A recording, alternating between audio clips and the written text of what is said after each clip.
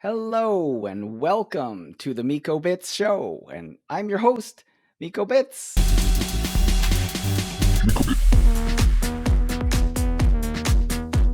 And today I have an exceptional guest for you.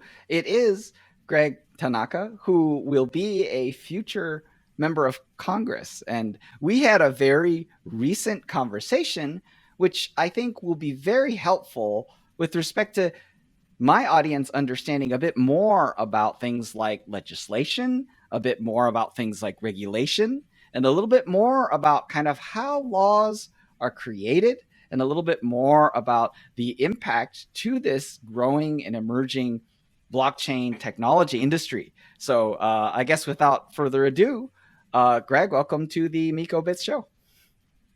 Thank you, Miko. I'm really pleased to be here. I'm a huge fan, so thank you for having me. Really appreciate it. Absolutely. So, first of all and foremost, I would love to kind of understand a bit about yourself, your background, and your candidacy. So, I'd love to kind of have you comment and introduce yourself that way, and then we can kind of get a little more into the nitty gritty. Sure. So I'm from LA, Los Angeles. Born and raised in LA.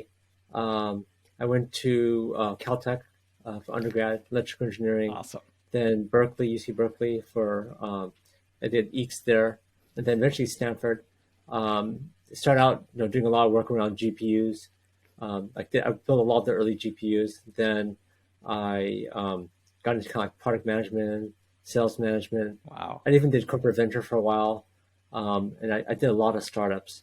So one of my startups who raised money from Google Ventures, Adrian Hortz, he did Series A. So I got really heavy into machine learning, so I know a lot about that, and now I'm really heavy into crypto. So I run basically I'm the kind of like the DeFi developer for a protocol called Mosaic Finance. It's on Avalanche, and what it does is it's kind of like a mutual fund. It's like an automated mutual fund. So it auto balances between different tokens to maximize the yields by looking at what is going to be the predicted highest price for that token, as well as the highest APY. So we were sticking onto different protocols, and we're using some advanced technologies like Layer 0 to kind of make it omni-chain. So that's kind of like from the professional Silicon Valley tech entrepreneur side. But I've also been involved in politics, and if you read my yearbook, I'd probably be the kid most likely not to run for anything because I wasn't in student council. I didn't really run for office. I had actually a bit of a disdain towards politics. I kind of ignored it. Yeah. But what happened was I bought a condo in Mountain View, and it's on the third floor, and the laundry units were on the first floor. And I got tired of schlepping the clothes up and down. Amazing. And so I went to the HOA and asked them, "Hey, can I like get a laundry unit in my unit?" And they said, "No, you can't do it." But there's an opening. They told me there's an opening for a treasurer, and they said, "Why don't you serve as treasurer?" And I volunteered for that. And most HOAs are desperate for people to serve because it's no pay. Yeah. And as they got to know me, they said, "Oh, your idea about having a laundry unit is brilliant. We should do it." And so I did it, and pretty much everyone else did it. And so it kind of taught me one thing, which is you can sit around and complain about things, or you can do something about it. And so that's how I got involved in politics. So when we moved to Palo Alto, I lived kind of on a busy cut-through street, and I had little kids at the time, and so I became president of my neighborhood association. I kind of fixed that problem, and then I live near California Avenue, which is kind of like the second downtown of Palo Alto. I love that. We always wanted to live near University Avenue, but we were never able to get a place near there. And so I had some people who asked me to get appointed to the planning commission to try to help spruce up that street. And so I did that. I kind of revitalized Cal Ave, and so now it kind of rivals University Avenue in terms of vitality. And then as I was running my startup, my software as a service startup, in 2016, the mayor at the time thought that it would be great to ban software development in Palo Alto. So he wanted to make it illegal to do software. Oh my Because what he was God. trying to do was drive out all the tech companies from Palo Alto. And, this is the city where, Facebook started, Google started, HP, right? The legendary HP, right? Started there. And to me, to drive out innovation made no sense. And so while I had a lot of people always ask me in the past, hey, can you run for city council? I thought, that's not for me. But this was kind of like a triggering moment for me. And so I ran. And the very first thing I did after I got elected was legalize software development. And so that's how I got into politics, was that. And then more recently, the reason why I decided to run for Congress, because I had people asking me before, but the reason I ran this time was essentially crypto's under attack. So I'm in the crypto industry, and a lot of the legislators are trying to make life really hard for crypto. They're trying to basically make it illegal. And with the infrastructure bill, they largely did that. And so for the very reason why I ran for city council, is kind of like a similar reason why I decided to run for Congress, was because the Congress people in the latest infrastructure bill has a provision in there that basically forces crypto people to do all this kind of disclosure that's impossible to do, and it's basically like the death knell for crypto, right? I mean, at least to do it legally, right? And so you see this flight of talent out of this country, right? So many people are going to Dubai, they're going to Bahamas. I mean, I remember Sam Bankman-Fried of FTX, he moved to Bahamas, right? Sure. And all these OGs are moving to other countries, and it's sad because we're getting this brain drain, and so I think that we want to make this place welcoming to entrepreneurs. I mean, I kind of view crypto where the internet was in 1995. It's just starting now, and so we want to embrace the technology. It's still has yet to prove to be as valuable as the internet, but I think there's that potential, and so I'm really not a fan of what they've been doing in terms of making it really, really hard to do crypto.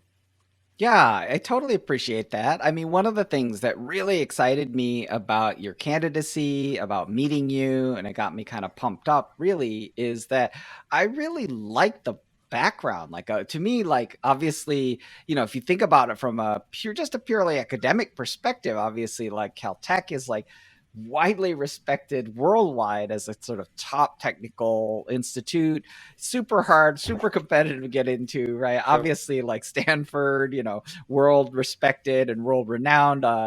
Berkeley, UC Berkeley, of course, again, another kind of world renowned technical institute, right? So, like, from the perspective of your background, like, it's really very unusual. It's not kind of like career politician, with kind of the usual bona fides, and like very, very kind of like, so for me, like, it's very refreshing. I think it's exciting. I guess I'd love to kind of like get your perspective on kind of like for example, there's other candidates. I think Matt West in Oregon is really, he's like a DeFi developer as well. Yeah. So like, Yeah. I'd love to get your perspective there. Obviously, one of the funny slogans that came up in the previous presidential race was, Andrew Yang's kind of math. So I think that was a Yeah. really interesting precedent, for a candidate that's now kind of like running in a more independent structure. So I'd love to kind of hear your comments on like other candidates, a little bit about your kind of role models, or how do you see your own candidacy? Well, Andrew Yang endorsed the campaign, and he's supporting us in a big way. Wonderful. So definitely a fan of what Andrew's been doing. Matt West, of course, Yearn, and all the work that he's done, Yep. is pretty amazing. And I think the real big problem is, and the problem is really obvious. If you ever watch C-SPAN, if you've ever watched our legislators on C-SPAN, which is unfiltered, right? And you see them just ask questions of our tech execs, it is scary. I mean, it's really scary. I mean, it shows a total lack of, it shows them really being out of touch, a total lack of understanding about what's going on in the tech world. And increasingly, what Congress is doing is regulations for technology, whether it's antitrust, whether it's crypto, whether it's energy policy or climate change. Just about anything these days revolves around technology. Yet, if you look at who is actually serving, it's largely people who are career politicians. So for instance, the current person I'm running against, she's 80 years old this year, one of the oldest politicians in Congress, been in office for, I think she's been elected office for 50 years. Okay, just think about that, for 50 years, right? She's never been in the tech sector. I think she went to community college and that's it. No 4-year degree, no technical background, right? But she's representing Silicon Valley. And to me, it's a bit out of touch, right? There's not a good grip on what's going on. So for instance, one of her policies that she was trying to push through, and thankfully it didn't go anywhere, was to ban recommendation engines. So what a recommendation engine is, for those of you guys that don't know, so let's say, for instance, you're watching a YouTube video. It will recommend what to watch next, or you watch TikTok and it tells you, it shows you next video. So imagine using the internet where, let's say you're on Amazon and it has a gazillion products. It couldn't recommend what was next, right? She calls them dangerous algorithms. And not to say that, some recommendation engines don't have problems, but you're throwing the baby out with the bathwater. So to me, it shows you a lack of understanding about like how technology works and how to regulate it. And the same thing with crypto, right? So with the crypto regulations in the infrastructure bill. So this infrastructure bill is a $1.2 trillion bill. So very, very expensive, one of the biggest expenditures ever. And not to say we don't need new bridges or new roads, right? That's not what I'm saying. But this crypto provision was out of the blue. It was just purely a way to pay for this infrastructure bill. And there's this thinking in Congress, which I think is not necessarily right, but there's this thinking that people in crypto are not paying their taxes. And maybe some people are not paying their taxes. I'm not saying that either. But what the brilliant idea was, well, we're going to get everyone to rat on each other. We're going to make everyone in crypto have to basically disclose who their counterparty was. Now, the problem with that is that even if people wanted to disclose it, it's literally impossible. So let's say you're a Bitcoin miner, right? So you're mining this Bitcoin, you're basically validating the transactions. You're supposed to report everyone involved in that block, that block that you're validating, the real name, the social security number, and the real address. It's crazy impossible. You cannot, even if you wanted to comply, you cannot comply, right? Yeah. So now you're a miner, and if you don't do that, you face 5 years in prison. If you face, a fine. I mean, that's just so wrong. Or let's say you're like myself, a DeFi developer, right? You're writing a Solidity contract. You're supposed to report everyone that's using your Solidity contract. I mean, a software developer now is now equivalent to a broker, like a Goldman Sachs broker. I mean, what the heck, right? I mean, it's impossible, right? So now you're just, you're at your VS Code typing away on making a Solidity contract, and suddenly now you're facing prison time. I mean, how does that make sense, right? Or let's say you're an artist making an NFT, right? And you're minting an NFT, you sell it, and it gets resold to someone else. You're supposed to, all down the line, you're supposed to, as you get that royalty back from the NFT, you're supposed to report the person's real name, their social security number, and their address. I mean, total insanity, right? So basically, it makes almost everyone in crypto a criminal, right? Now, whether they enforce it or not is another story. But as of last November, this is law. And in this coming January, the IRS is going to roll out the rules of exactly what's going to happen. And the problem with this is when you say, okay, this is all illegal, is that, first of all, it drives it underground. But second of all, it allows the government to pick up anyone they feel like. Like if they don't like the way you talk, if they you're a little bit too vocal, right? They could round you up, right? And it's not. This is not what our democracy is about. This is one thing I like about crypto, is that it's decentralized. I like the fact that it empowers everyone. I like the fact that it provides equity, right? In terms of there's no racism, there's no bias. It's purely all in software. There's no, it's pure, right? It's absolutely pure in terms of access, and so I think crypto aligns so well with our democracy, and the whole Web3 movement aligns so well. But the problem is that folks in Congress have a total lack of understanding about what's going on. They're basically, and I think some of this is intentional. I think if you talk to some people in Congress, they view crypto as nefarious. They think of Silk Road. They think it's a bunch of libertarian tax cheats. They think it's like used to, fund narcotics, drug trade, and stuff like that. But, look at the US dollar. Like, I bet you a lot more crime happens with the US dollar than crypto. At least with crypto, you could track all of it, right? But with the U.S. dollar, good luck, right? They're probably planes flying with suitcases of cash all over the place. So, anyways, I ended. So my whole slogan for my campaign is "Legislator for the Digital Age," because a lot of the current Congress people are stuck in the Stone Age. I mean, literally, they have no idea. They don't even use the technology we're talking about, let alone trying to regulate it. They have. I'm not saying you have to be a double E from Caltech, right? I'm not saying you have to be like that, but you should at least know what's going on, right? You shouldn't be oblivious to what's happening and passing laws that make no sense.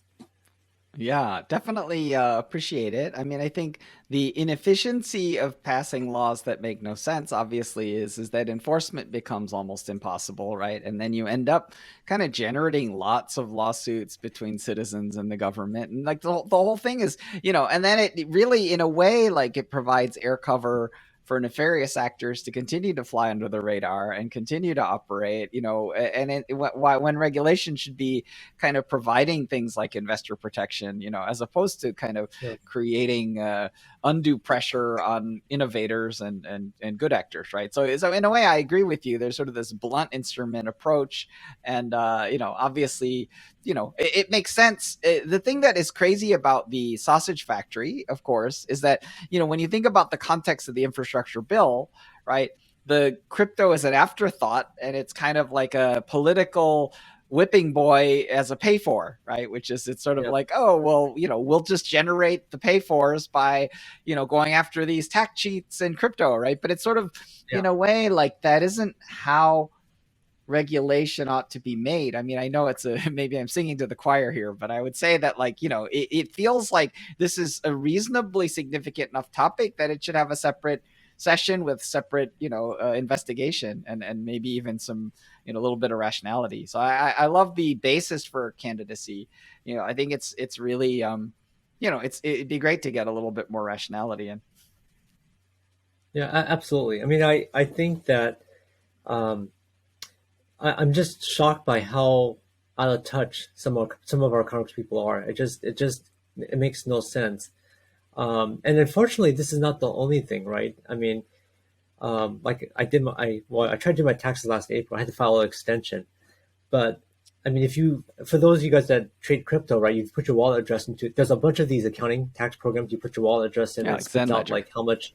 Yeah, and and God, they all have different answers. I mean, and they're not like 1% or 5% different. We're talking about like multiple difference, right? I mean, it's like crazy, and you're not sure which one is correct. And this leads to the bigger issue that we have in this country. There's about 7 different regulatory agencies that say, whether it's FINRA or whether it's SEC or whatever.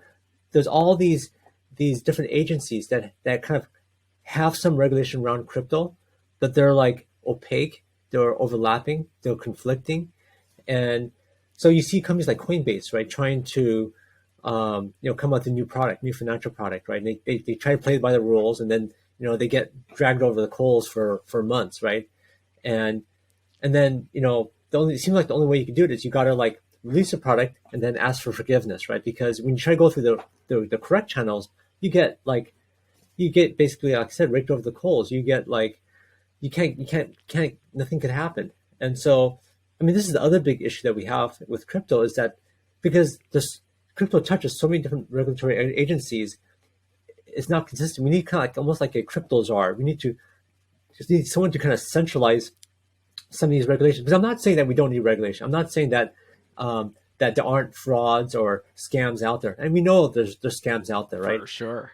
But the thing is, it doesn't mean that you have all these crazy overlapping, nonsense regulations either, right? We need something that's kind of consistent that makes sense, and and and we're kind of starting to enter this Web3 world, which is I'm a huge believer of it. I think it's going to as a Web2 software as a service entrepreneur, I think Web3 really aligns incentives, the composability of Web3. I love the data portability. I love the control, the alignment of incentives, the fact that you don't have to like uh, make someone fill the name in, another time with a credit card number and their address, and all the kind of sign-on process, all that stuff goes away. I mean, it's just the beauty of it is amazing. So there's so much potential, yet we have this morass of regulation, right? that makes it just it's like throwing more rocks in the road of technology. And yet at the same time, what we should be doing is we should making it easier. We should provide clarity. We should, I mean, this is the other thing why I'm, as part of my congressional platform, I'm proposing that we go on a capital gains tax holiday. So it's very much like how in the early days of the internet, in the mid 90s, they were trying to tax internet sales, e-commerce, but there was no good way of doing it. So they basically they had a holiday on charging sales tax. So for 2 decades, essentially, there was no sales tax, and it allowed e-commerce to catch on and grow. Right, it was a kind of an advantage over physical retail. And look at it today; it's such a big part of our physical, such a big part of our retail ecosystem now. Right? Can you imagine the pandemic with no Amazon? I mean, really tough. Yeah. And so what I think we should do, for the very reason, like, when you go from BTC to AVAX to ETH to your favorite token, you're supposed to be paying capital gains tax on that. But how does that work, right? What is the cost basis? Like it's like really hard to do that right now. Or should it be just on the on ramps and off ramps? Or should it be just to USDC? Like, how does this all work? What if you went to Terra, right? Luna, right? So there's a lot of really complicated things that happen. So I think this is early days, and I think crypto is still a very small part of our economy right now. We should give this a chance to grow, have a capital gains tax holiday while we're trying to figure this out. And then once we actually have regulation that makes sense, then we can start doing it. But in the meantime, why not let this industry grow? Why have these crazy hard regulations that nobody can really follow, even if they want to follow, right?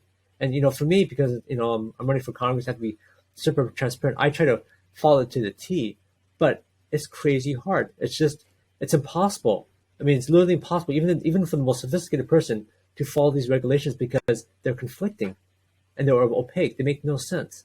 Yeah, and I think one of the themes that I think is quite important is really thinking about things like open source and openness in general, right? Which is that, my history is I got my first real significant role in Silicon Valley at Sun Microsystems working on Java, right? And Java was sort of an open platform that was designed to sort of run anywhere on all kinds of different operating systems, right? And the thing that it ended up happening is that Java ended up being the kind of rebel alliance against Microsoft, which is sort of a monopolist actor, right? So in a sense, openness has kind of always been a way to unify disparate interests against sort of a monopolist, right? So, I think, one of the things that we're seeing, I think, today is we're seeing the rise of kind of China and their kind of CDBC initiative, or central bank digital currency, right? So, to me, I think that, the power of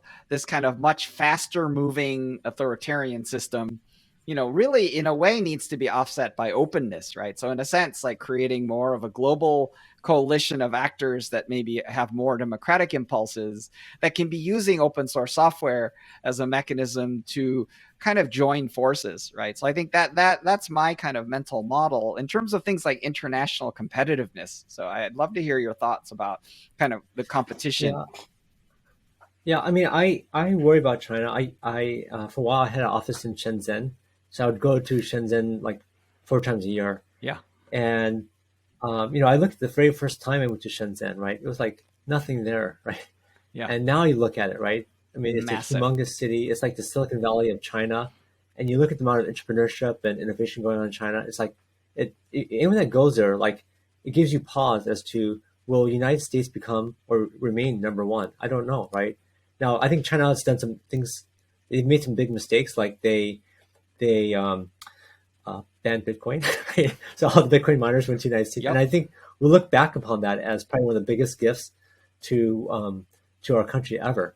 And, crypto doesn't really align well to China because they're much more authoritarian. But crypto really aligns well to us because it's more individualistic, it's capitalistic, it's freedom, it's decentralized. It's all it's the ethos of our country, and it doesn't align well to China. So that's why they got rid of it. But what we have to think about is, if we look at the gross domestic product of this country, and we look at how much money the traditional financial industry, like the CFI, the centralized finance industry, right, like Wall Street, right, all these bankers, if you look at how much they extract out of the economy, it's like 10 to 20% of the US economy. Okay, and what are these guys doing? They're basically moving numbers back and forth on a spreadsheet, right? Largely, if you just think about a big picture, that's what's going on.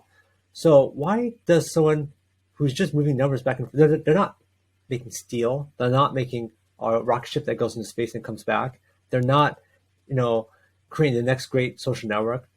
They're just moving numbers on a spreadsheet. So why do they extract so much value out of the economy, right? If you look at how much these people make in Wall Street, it's astounding for the amount of work that they do. And so this is what I love about DeFi and crypto, is that I think it's going to bring much more financial efficiency in our country, right? So instead of this heavy load, this 10 to 20% load that this country bears right now for our financial industry, I think it could be a lot lower. Maybe it'll be 1%, maybe it'll be 5%, maybe it would be a lot less. And what it means is that the consumers and the producers in our economy get to keep more, right? The consumers get to get more, right? Less interest rates, right? The producers get more. They keep more of what they produce. And so I think this is kind of, we look at the Industrial Revolution about how it increased the productivity of this country. I really believe crypto with Web3 is going to create this new level of efficiency in our economy that we've never seen before. And so I think that's going to help us as a country, because, you look at, I'm not sure if you ever followed Ray Dalio, but he talks about the rise and fall of empires. And he's talking about the fall of the American empire, right? Which I hope he's wrong on. But this is one way to kind of push back about it, right? Because by utilizing new technologies. So if we look at the financial system right now, the fiat currency system, there's a lot of challenges with it. And, the first one of all, the first one is that, we have the highest inflation rate since 1980, right? It's crazy high right now. If you look at the inflation rate, if you didn't muck with the CPI all the time, the consumer price index, it's more like 15%, right? I mean, people know that if you just look at housing prices, you just look at fuel prices, you look at, just about all the, food, right? You look at the basics. Our inflation is crazy high. And so one thing I'm an advocate of, and this reason why I like crypto, is because, like how the founding of this country, we had this idea of separation of religion and state. And that was a very revolutionary thing at the time, because previously, almost every government prior to the United States, the church had a big influence in the government. And we found out that having more of a secular government was far, far fairer. And right now we have this thing where money and state are tied together, because they had to be, right? And so in order to enforce anti-counterfeiting, right? In order to produce the currency, to make sure that contracts are honored. You need a court system. You need police officers. You need the Secret Service. You need bank vaults. You need all this infrastructure, right, to kind of make the fiat currency work. But with crypto, there's no one with a gun. There's no judge. There's no no one's forced. It's all done in software. So there's not the need to have the state as involved in the money supply. So one of the things I'm advocating for is this idea of a separation of money and state. And I think crypto allows us to have this kind of separation. And by having, and I'm not saying get rid of the US dollar. I think we'll always have it. And, I think I think that's good. But what I'm saying is having competition, right? Because one big issue with government in general is that it's a monopoly. And most monopolies don't really do that well, because you don't have this there's nothing better. You have no choice. But whenever you have competition, generally you see things get better. And so all these cryptocurrencies, all these tokens, creates competition, right? So if you don't like the way the dollar is getting inflated away, well, then try something else, right?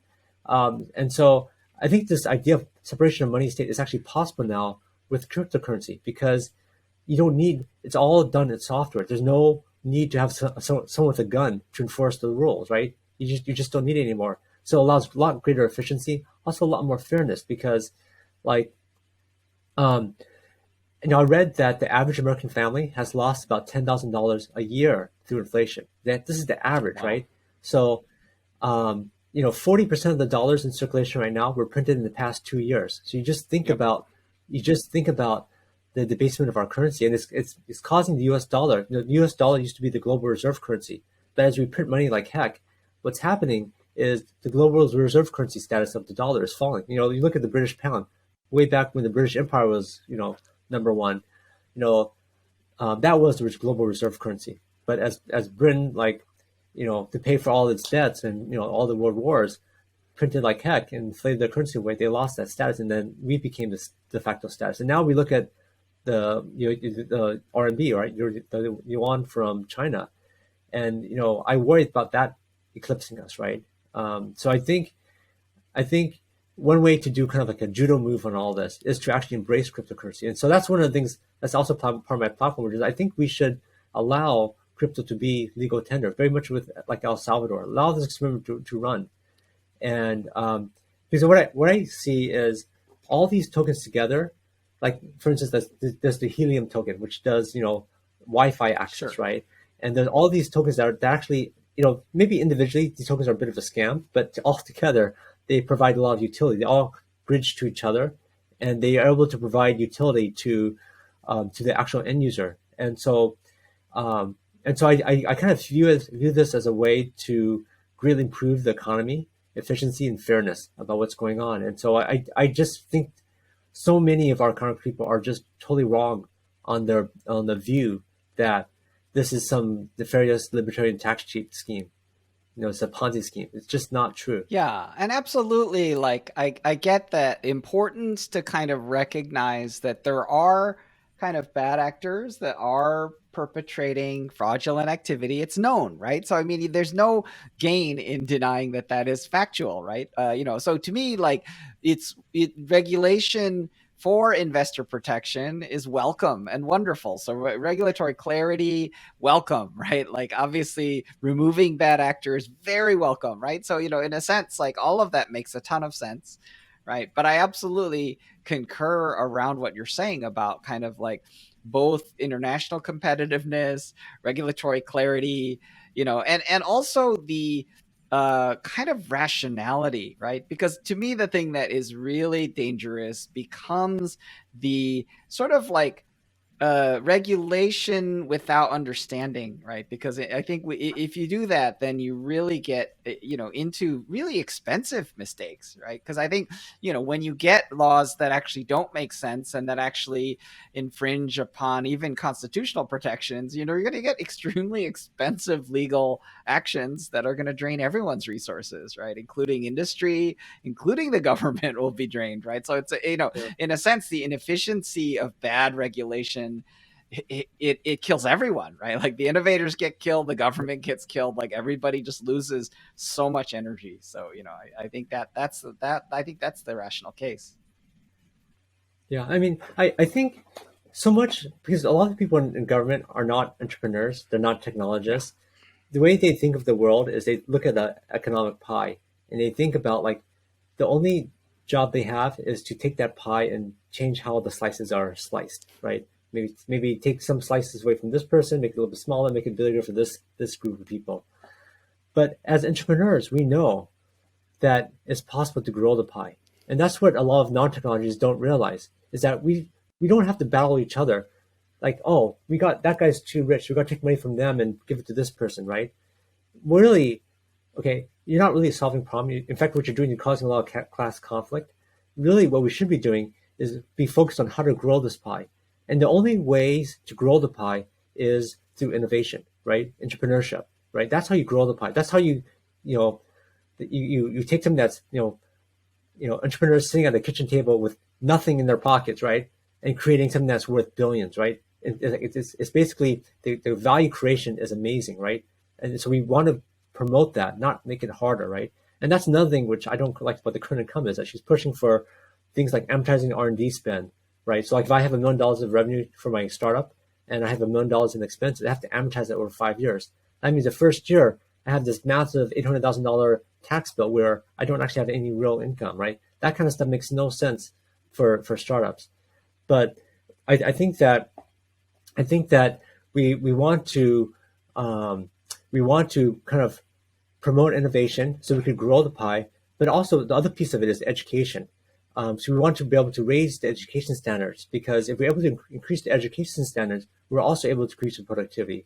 And so that's where the focus should be: is how do we grow the pie? How do we do things that grow the pie for the country, versus we're just going to like tinker around with changing the percentages for everyone. That's not really helping. Yeah, the other thing that I wanted to give you a chance to address, since it's sort of one of my personal side interests, right, which is I'm actually very interested in technological advancements in energy infrastructure. And in particular, I'm Mm, interested in the fusion energy sector, which is quite different characteristically from the fission sector, right? So I think these yes, yes, commonly get kind of intellectually clubbed together, and under the yeah, flying the under the banner of like nuclear, and like I think nuclear has obviously yeah, gotten a funny name, but I feel like obviously fusion isn't there yet. There's more research to do, but I'm very interested to kind of understand your perspective on energy, because I think it's so sure, hard to sort of separate even energy from money, right? As you know, with even things like Bitcoin or even the US dollar or petrodollar, right? So in a sense, like yeah, I'm super interested to kind of understand your energy policy. yeah, of course. So I think climate change is one of the biggest existential threats to humanity, and energy is a big part of what's driving this. So I serve on the water board for Santa Clara County, and they're talking about the worst drought in 1,200 Oh, years, like wow. 1,200 years. So this is before the Mayans, right? So Severe. this is like a long, long time ago, and so probably everyone's seeing their bills just skyrocket, and and there's a lot of fear around nuclear, right? Whether it's fusion or fission, right? There's this unreasonable amount of fear. But if you look at the total number of people that died worldwide for all of history of nuclear power, Fukushima, 3 Mile Island, Chernobyl, less than 100 people died total in all of time for all these nuclear accidents. But if you look at how many people die through the burning of fossil fuels every year, 8 to 9 million. Okay, so 8 to 9 million every year Wow. versus 100. And so Wow. there's this unreasonable fear of nuclear power. Unbelievable. And we're talking about fission here. Yeah. And so out at Stanford, there's a proposal to solve this problem, which is so rather than shutting down Diablo Canyon or nuclear power in our country, right, which like the current incumbent is trying to do, we should expand it. So Diablo Canyon is a nuclear power plant on the coast of California, and by expanding it, what you could do is during the day we actually have excess energy, we have excess renewables, excess wind power, and so during the day we can generate fresh water. We could desalinate water during the day when Wonderful. there's a lot of sun and wind, and then pump the fresh water over the easements we have for the high power transmission lines that go to here down to LA, and then solve this drought problem that we're having, right? We're producing water. We already desalinate water at Diablo Canyon. And then at night, rather than burning all this natural gas and throwing more carbon into the air, we could basically use carbon-free nuclear. So I think that's something that's not a, 20-year out, 30-year out type thing. This is something we can do today, and especially with a small modular nuclear reactor. So that's on the fission side. On the fusion side, I think that this country we are kind of we are because we had the space race, because we had the Manhattan Project, because we invested like you can't believe, like a life depended on it type of thing, in this kind of basic R and Yeah, D in this research. And you look at the amount of R and D spend our country's been doing, it hasn't really. It's a shadow of where for it used to sure. be. Versus if you look at what China's doing right now, China, they're trying to become number one in fusion, number one in Yeah. AI, number one in basically Very every strong in major AI. semiconductors, every major field, right? And they're going to eat our lunch if we just sit on our hands like this. So fusion is something which is a hard problem. People are coming closer and closer and closer. You see them kind of chipping away at it. But I think we should almost have like a Manhattan-like project to get this going, right? I mean, it took like a world war, right, for us to get motivated. But we look at climate change. We look at the fact that it's getting hotter and hotter every year. We look at the fact that when snow falls in Tahoe, that used to be our water reservoir. Now it doesn't. The snowpack doesn't store our water anymore. Um, so we need to. I think we need to take it more seriously. But the other thing is, I think we need to be more data driven. And so that's the other part of my kind of Right. thinking. And whether I'm on city council or whether I'm running my startup or I'm I am serving in Congress is to be much more data driven, because so many people, so many politicians, they're dogma driven. Like they have this dogma, nuclear is evil. But did you look at data? You're talking about less than 100 people of all of time versus 8 million a year. Like who are you helping Unbelievable. by banning nuclear, right? By making it super expensive. Like what how is this helping the planet, I mean, right? you're helping the oil And so industry. I think helping the oil industry, and this is the other terrible thing. If you look at the contributions that a lot of these um, politicians get, a lot of them come from, you know, the traditional fossil fuel For sure. industry. They come from the traditional Wall Street guys. I mean, if you look at who's backing like some of the real opponents of crypto, like Elizabeth Warren, Wall Street, right? The traditional financial industry loves, like, loves the current setup because they are minting money. Yeah. They don't have to do that much work, and they just get all this money pouring in. They get this excessive and amount and of and profit from and the and, U.S. and big economy. pharma, like your opponent, right? Like, the big Oh my pharma God, is my opponent, she's the number one recipient of Big yeah. Pharma. So there's Yeah, it's like definitely, she's number yeah. one. Yeah, it's crazy. I mean, she's never a recipient of big pharma, so she's trying to ban generics, the production of generics, right? My mom's a diabetic. She has to buy insulin. And why? I mean, the whole system is supposed to set up where after the pharmaceutical company recoups their R&D, that the pens are open, and so that competition come in and the production cost drops, right? So that more people could be helped. And so we need to be much more data driven, much more pragmatic versus dogmatic about Yeah, and things. to me, like, coming back to the subtopic around energy, like, I think one of the stark contrast that's been made visible by the Ukraine conflict has actually been between France and Germany, right? Which is that Germany Mhm. has radically decommissioned nuclear, whereas France has actually Yeah. enhanced their nuclear capability, Yes. right? And when you think about energy independence, like thinking about both carbon free energy, which I think is super important, right? Because when you really see the dirty secret of Nord Stream, right, the dirty secret is that this, in the name of shutting down nuclear, Germany has created this kind of addiction to kind of natural gas coming from actors like Russia, right? So in a sense, when we think about both the agenda of carbon and the agenda of energy independence, like, in a sense, like, I think nuclear makes sense. And again, I like your ideas of balancing both the research on the fusion side as well as kind of like really the safe record and the great data that we're getting from the vision side. So I do think that there are odd moneyed interests being served by suppressing these advanced technologies that are even getting better as we kind of deploy more. Yeah. I mean, I think your comparison of France and Germany is correct. And the other thing that people always talk about nuclear is like, oh, what about all the nuclear waste? So when nuclear fuel is used in a reactor, 95% of it's still there, and that's why there's this waste, because most of the fuel is still there. And so rather than throwing away all that nuclear fuel and calling it waste, right? What you could do is you could reprocess it. Yeah. But I definitely have welcomed the opportunity to delve into kind of a non-crypto topic as well, because what I think my audience would, I think, appreciate, hopefully, is that your perspective is very consistent, right? Which is that you're using kind of the idea of advanced technology, the idea of data, the idea of rationality, the idea of understanding and advancement, right, to Sure. really help kind of grow the pie for everyone, right? So that it feels like that it's consistent across these different domains, right? So I wanted to help the audience with a little bit more perspective and a more well-rounded picture of you as a candidate. So I really appreciate you indulging me. And energy's a hobby horse. I think it's a big problem and I would love to see big solutions. So definitely, I'm a supporter. I'm wearing the Greg Tanaka pin, and so definitely check out gregtanaka.org. I'll definitely link it in the show notes, and you can kind of visit, maybe contribute a little bit. I'm sure he'll be happy to take bitcoins. And let's definitely try to get more rationality into politics, more math, more logic, and obviously more sophisticated technology, from someone who really has done the work, right? Someone who's done Caltech, Stanford, Berkeley, right? Like the triple threat. So, it's definitely someone who has great understanding, who's really been a deep practitioner, who's writing Solidity smart contracts. So, let's all join forces and try and see if we can be helpful here. So thank you so much.